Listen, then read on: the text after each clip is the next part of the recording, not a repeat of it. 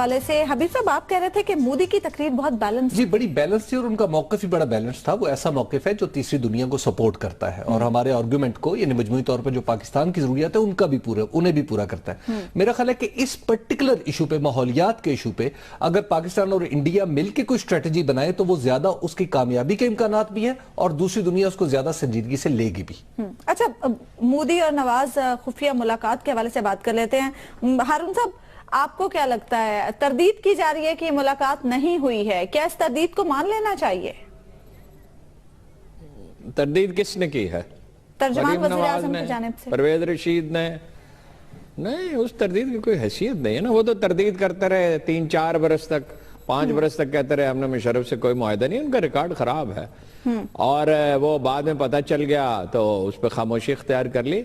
वो नवाज शरीफ साहब की तरदीद की कोई हैसियत नहीं है। देखिए, अगर उन्होंने मुलाकात न की होती, क्राइन जो है, देखिए हमारे पास कोई डॉक्यूमेंट्री एविडेंस तो नहीं है जो क्राइन है। पहली बात ये बरखत दत्त को जरूरत क्या पड़ी थी?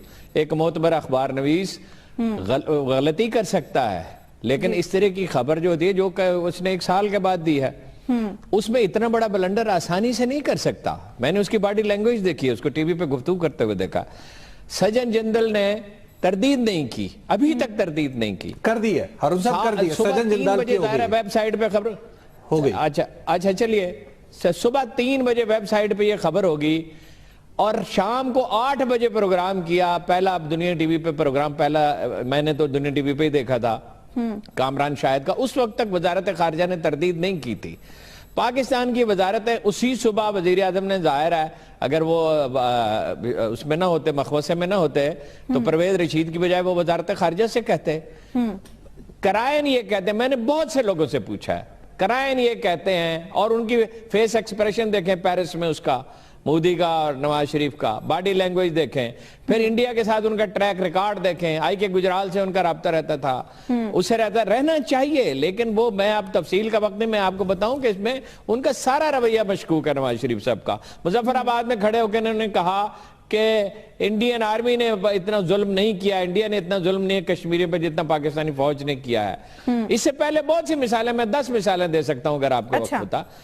देखिए, इंडियन गवर्नमेंट ने बाद में तरदीद की। करायन ये कहते हैं कि मुलाकात हुई। मैं नहीं कहता उस मुलाकात में कोई बुरी बात हुई है, क्योंकि हमारे पास कोई शवाहिद नहीं है। मुमकिन है मीडिया के खौफ से, क्योंकि पाकिस्तान और इंडिया का मीडिया हमेशा मुज़ाकरात को सबटाज करता है। लेकिन करायन ये कहते हैं, मंतक ये कहती है कि मुलाकात हुई है, तरदीद ताखीर से हुई, बेदिली से हुई। अगर बिल्कुल ना हुई होती तो मुंह फाड़ फाड़ के तरदीद करते, मजम्मत करते लोगों की। अभी साहब, मुलाकात अगर हुई भी है तो फिर क्या? देखिए, मसला यह है कि 2 वज़राए आज़म और ये डिप्लोमेसी का जो सीक्रेट डिप्लोमेसी है वो भी डिप्लोमेसी का एक हिस्सा है। अगर इसमें मिलना जुलना है इस तरह का तो इसमें कोई भी खराबी की बात नहीं है। अपने वज़ीर आज़म के बारे में हम ये तसव्वुर नहीं कर सकते कि जनाब वो मुल्की मफादात का सौदा कर लेंगे और ना नरेंद्र मोदी से ये तवक्को रख सकते हैं कि वो सारी सहूलियत हमारे वज़ीर आज़म को दे देंगे। देखिए, बहुत सारी बातें मीडिया के शोर गौगा से पीछे करनी चाहिए। जब ये सामने आ जाती हैं तो फिर वो अंजाम होता है जो जनरल परवेज मुशर्रफ का सार वो जो आगरा मुज़ाकरात में हुआ था।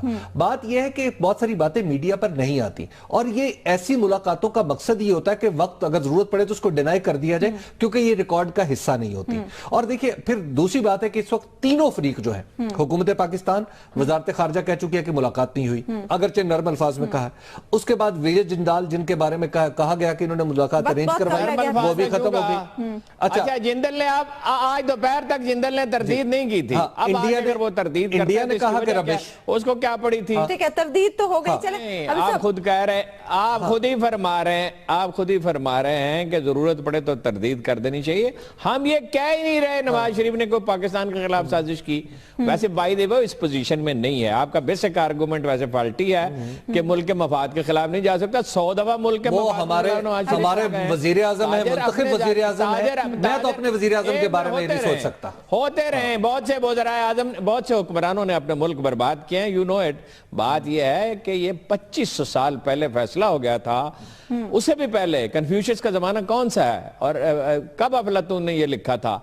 तमाम दुनिया इस पर मुत्तफिक है, बिजनेसमैन कभी अच्छा लीडर नहीं हो सकता, उसकी स्टेटमेंट ऑफ माइंड में हवस ज़र का गलबा होता है। हबीब साहब, रजा रब्बानी कहते हैं कि पाकिस्तान में सिक्योरिटी काउंसिल का तस्वुर खत्म होता जा रहा है। अब इस बयान के बाद ये खुफिया मुलाकात, तो हम ये समझे कि तमाम पावर होल्डर्स जो हैं वो एक पेज पर नहीं है। स्टेक होल्डर्स जितने भी पावर स्ट्रक्चर के हिस्से हैं वो जरूरी नहीं कि हर दफा एक दूसरे से मुत्तफिक हो या एक दूसरे से इख्तलाफ लेकिन अभी तक जो देखिए मामला जो है ना, मामला में मुझे यूं लग रहा है कि अगर ये मुलाकात हुई है, मैं इस बारे में कुछ भी, क्योंकि मैं रज़ा रब्बानी के कांसेप्ट और रज़ा रब्बानी के बात सुनिए, रज़ा रब्बानी के किसी कांसेप्ट पे बहस करनी हो तो उस पर 20-25 मिनट चाहिए होते हैं। वो एक जहनी मरीज है, मैं किसी दिन आपको उसकी तफसील बताऊंगा। 14 साल के लड़कों की तरह पूनी उसने रखी हुई है, वो होता रहे सेनेट चेयरमैन। वो जरदारी इस मुल्क का सदर था, मेंटली सिक नहीं है वो।